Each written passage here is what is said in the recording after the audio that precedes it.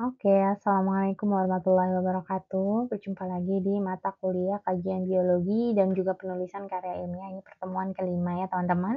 Dengan materi tata bahasa Indonesia dalam penyusunan KTI. Setelah sebelumnya kita belajar tentang sistematika penulisan karya tulis ilmiah dan sekarang kita akan mempelajari tata bahasa Indonesia pada penyusunan karya tulis ilmiah itu seperti apa. Oke. Dan di sini yang pertama adalah komposisi. Komposisi penulisan karya tulis ilmiah itu penting. Kenapa? Agar tidak menghilangkan peran dari masing-masing, penulisan karya tulis ilmiah itu. Kemudian, bagian mana yang perlu menjadi fokus utama dari tulisan dan bagian mana yang sifatnya itu hanya sebagai pendukung. Dan di sini gaya bahasa itu sangat penting. Karena apa? Karena keilmiahan KTI ini bisa dimunculkan. Nah, jadi kita harus tahu ya bahwa karya tulis ilmiah itu ya bahasanya tentunya harus ilmiah ya. Jadi gaya bahasanya juga gaya bahasa yang ilmiah. Oke, komposisi bagian ini adalah pembagian presentase setiap bagian tulisan di karya tulis ilmiah, di mana itu harus rasional dan juga proporsional.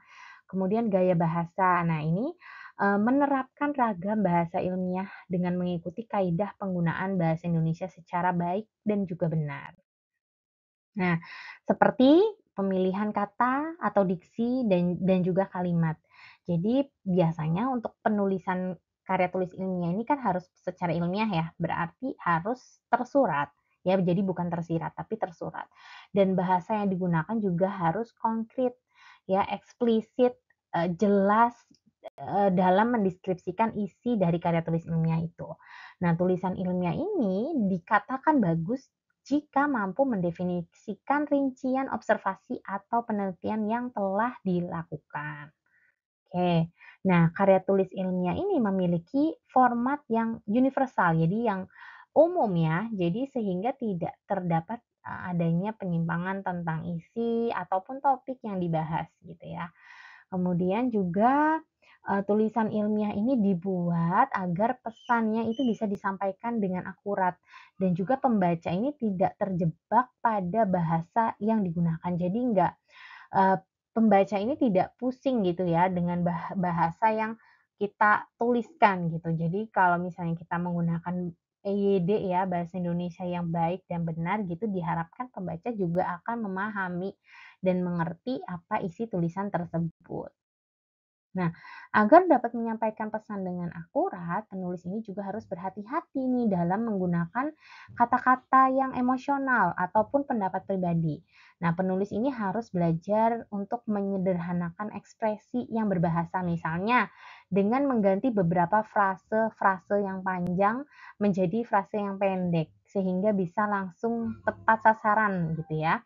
Seperti contohnya sejumlah besar, itu bisa kita ganti dengan banyak. Kemudian teramat sangat penting, itu kita bisa ganti dengan sangat penting dan sebagainya. Jadi frase-frase yang dianggap panjang kita bisa, pendekkan sehingga, tidak membuang waktu ataupun memudahkan pembaca untuk memahami apa yang kita tulis. Selain menggunakan kata, kalimat juga harus efektif dan mampu menyampaikan, pesan secara langsung. Ya contohnya adalah misalnya maka oleh karenanya tidak diharapkan bahwa, gitu kan. Jadi muter-muter ya. Jadi seharusnya kita bisa bicara bahwa hasil penelitian ini menyarankan bahwa. Nah, itu kan kalimatnya jelas, simpel, dan mudah dipahami. Kemudian contoh lainnya misalnya, guru seharusnya mempunyai peran sebagai. Nah, bisa kita tulis yang lebih sederhana, jadi misalnya guru seharusnya berperan sebagai, gitu ya. Jadi, terkesan berbeda tapi, apa namanya, memiliki arti yang sama, gitu. Nah, kita juga bisa menggunakan angka. Nah, gimana caranya? Jadi misalnya nih, angka kan adalah satu properti yang cocok untuk penulisan ilmiah. Karena apa? Karena dia itu tepat, jelas, objektif, tidak ambigu, dan juga tanpa emosional. Jadi di sini angka ini dapat digunakan untuk mendeskripsikan banyak hal, misalnya luas, jarak, dan juga ukuran. Nah, kata sifat dalam bentuk angka ini merupakan alat deskripsi yang paling ideal dalam bidang ipteks. Ya, misalnya kita bicarakan tinggi. Nah, tinggi ini kita bisa deskripsikan dengan lebih dari 2 meter atau misalnya pendek. Pendek itu misalnya kurang dari, 50 senti, itu kita bisa katakan itu pendek. Jadi, terus misalnya ada lagi berat, misalnya dideskripsikan kurang dari, atau lebih dari 10 kilo misalnya dan lain sebagainya. Nah, kata-kata sifat ini kan sangat subjektif ya, itu bisa kita terangkan dengan skala misalnya 0 sampai 1 gitu ya. Misalnya kata pintar ya atau, apa gitu, itu bisa ya kata-kata yang, unsurnya adalah sifat ya, itu kita bisa terangkan dengan skala, menggunakan skala. Oke, selanjutnya adalah gunakan kata-kata objektif. Nah, angka di sini kan tidak dapat ditulis secara tersendiri. Nah, kata-kata yang dapat mendeskripsikan bahwa suatu objek, itu dapat dihitung, itu dicari pilihan kata yang paling objektif untuk menggambarkan hal tersebut. Kemudian kebiasaan menulis dapat membantu kita untuk menghilangkan istilah-istilah yang sifatnya relatif ataupun subjektif. Oke, misalnya dengan cara kita tidak menggunakan ekspresi yang batasannya tidak jelas seperti beberapa, jangka panjang, sungguh, jangka pendek, sesuatu, semacam, sangat, dan sebagainya. Nah, kemudian kata-kata yang, mengekspresikan pendapat pribadi seperti tentunya, elok, pastilah, mengecewakan, semoga, sayangnya, dan sebagainya. Kemudian kata-kata yang pada hakikatnya itu, merupakan filler atau sisipan seperti pada dasarnya, ternyata, dan sebagainya. Kemudian paragraf sebagai unit eksposisi ataupun paparan. Nah, setelah tadi kita belajar kata, sekarang kita harus tahu tentang, kalimat dan juga paragraf. Nah, di sini paragraf dulu ya. Setiap paragraf ini memuat satu topik. Jadi kita harus pahami kalau misalnya kita mau menulis, latar belakang. Latar belakang itu kan terdiri dari beberapa paragraf. Jadi setiap paragraf itu harus memiliki topik tertentu. Ya, dalam karya tulis ilmiah, tiap-tiap paragraf ini harus mengandung gagasan utama dan setiap jeda antar paragraf itu diumpamakan sebagai waktu bagi pikiran untuk bisa menghela nafas. Ini maksudnya membiarkan pembaca itu bisa, bernafas dulu, "Oh, ternyata paragraf pertama ini membahas ini," kemudian baru paragraf kedua bahasannya atau gagasannya ini, gitu. Jadi tidak, lompat-lompat gagasannya, kalau lompat-lompat itu akan membuat pembaca menjadi capek untuk membacanya ya terutama, gitu. Jadi kalau bisa ada gagasan satu, kemudian ada jedanya, gagasan 2, jeda, dan seterusnya. Oke. Nah, di sini pembaca ini akan menyerap gagasan teks dalam porsi kecil.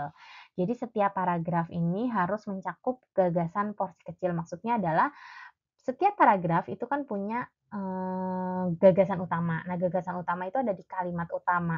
Nah, itu biasanya porsinya itu tidak terlalu panjang, jadi kalimatnya tidak bertele-tele, tapi langsung to the point dan di situ pembaca jadi mudah untuk mengerti gitu ya.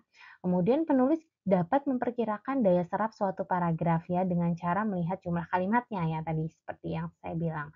Jumlah ideal kalimat dalam, sebuah paragraf itu antara 4 sampai 5 kalimat. Jadi dalam satu paragraf itu idealnya 4 sampai 5 kalimat. Kalau terlalu banyak kalimat maka pembaca juga jadi akan tidak paham ya, maksudnya jadi, apa namanya, eee bertele-tele penulisannya gitu ya.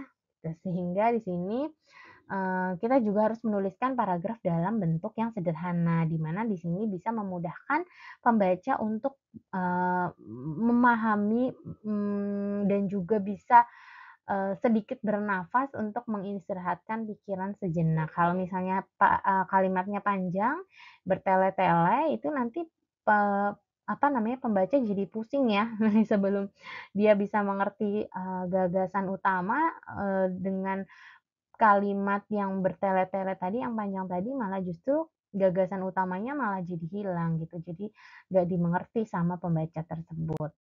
Oke. Nah, bagaimana struktur paragraf? Jadi, struktur paragraf itu ada kalimat utama dan ada kalimat penjelas. Ini sebenarnya sudah ada harusnya ya di pelajaran bahasa Indonesia nih. Nah, kalimat utama nih dalam, penulisan paragraf, tulisan ilmiah itu dimulai dengan menyatakan gagasan utama. Ini biasanya ya. Jadi kalimat utama ini berisi tentang fokus dari sebuah paragraf tersebut.